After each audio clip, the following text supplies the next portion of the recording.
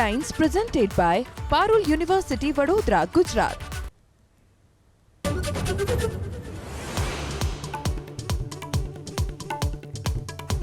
મકાન ધરાશાયી થતા મહિલાનું મોત. અમદાવાદના કાલુપુરના ધનાસુધારની પોળમાં કાટમાળમાં દબાયેલા વૃદ્ધાને ફાયર વિભાગે સુરક્ષિત કાઢ્યા બહાર.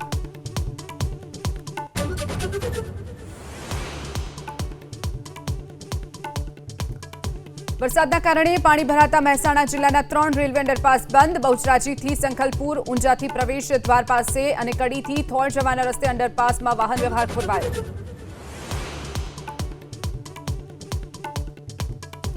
રખડતા ઢોરે અડફેટે લેતા બાઇક સવારનું મોત. જૂનાગઢના કેશોદમાં એરપોર્ટ પર બનેલી ઘટનામાં પ્રવીણ મહેતા નામના વ્યક્તિ ગુમાવ્યો જીવ.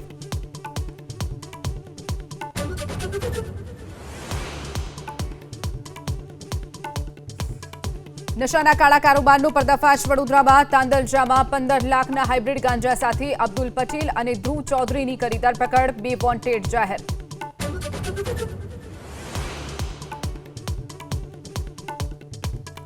નક્સલવાદ સામે અભિયાનમાં મોટી સફળતા. 4 દશક બાદ છત્તીસગઢનું બસ્તર નક્સલીઓ મુક્ત. માર્ચ 2026 સુધીમાં દેશને નક્સલ મુક્ત કરવાનો કેન્દ્ર સરકારનો દ્રઢ સંકલ્પ.